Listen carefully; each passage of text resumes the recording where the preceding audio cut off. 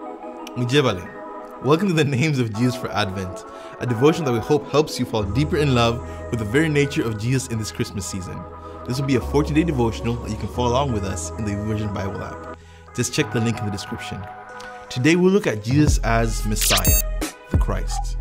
Now Christ, believe it or not, is not Jesus' last name. It's actually a definition which later on became a title, Messiah, which means anointed one. In the Old Testament, priests, prophets, and kings were anointed as a mark of their significance. And Jesus was anointed by the Holy Spirit as priest, prophet, and king at a little river called the Jordan. Some people actually believe the same spot where the Israelites crossed over into the promised land of Israel. And Jesus went on with his disciples to the villages of Caesarea Philippi. And on the way he asked his disciples, "Who do people say that I am?" And they told him, "John the Baptist, and others say Elijah, and others one of the prophets." And he asked them, "But who do you say that I am?" Peter answered him, "You are the Christ." And he strictly charged them to tell no one about him. Now I'd like to challenge that Peter did not fully understand what he meant, only because Jesus further goes on to explain that the Son of Man must suffer to be rejected and then die, after which he would then rise again 3 days later. If Peter understood what Jesus meant as Messiah, he would not have pulled him aside to rebuke him. I'm not kidding. Peter is now literally rebuking the one whom he just called the Anointed One, which means he had defined Messiah by his own understanding, which, if we have to put ourselves in Peter's sandals, we begin to understand. See, the Jews were waiting for a Messiah to reestablish a Davidic kingdom.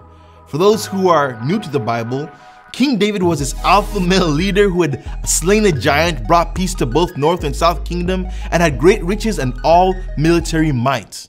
Now, there had been many Messiah types who had risen up to free the people from oppression and tough oppressors. One such oppressor was Antiochus Epiphanes IV. He was a cruel pagan ruler who had actually slaughtered pigs on the altar, desecrating the place most holy to the Jewish people. A priest arose, Judas Maccabee, who led a revolt against Antiochus and surprisingly won.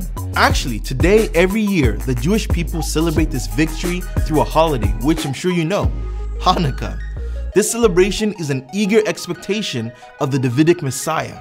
So in Peter's mind, a Messiah who faces oppression is expected. Rejected by religious people, of course. Yeah. But a Messiah who dies? Forget that he said in 3 days he'd rise again. But he did not have a framework in his mind for a Messiah who would die.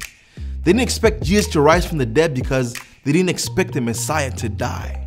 Now let's not be quick to judge him. All this time with Jesus, and still he was defining who Jesus was on his own terms.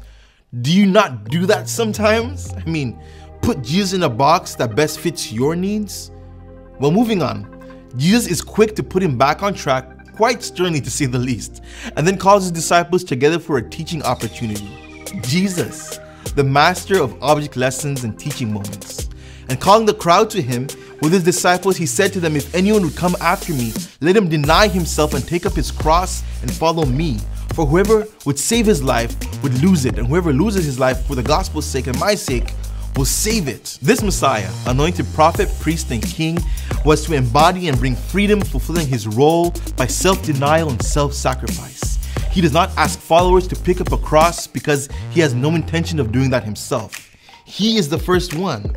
Jesus embodies self-denial and self-sacrifice. This Jesus, body shredded, hands pierced, he embodies what he asks. So what does Jesus mean to be the Messiah?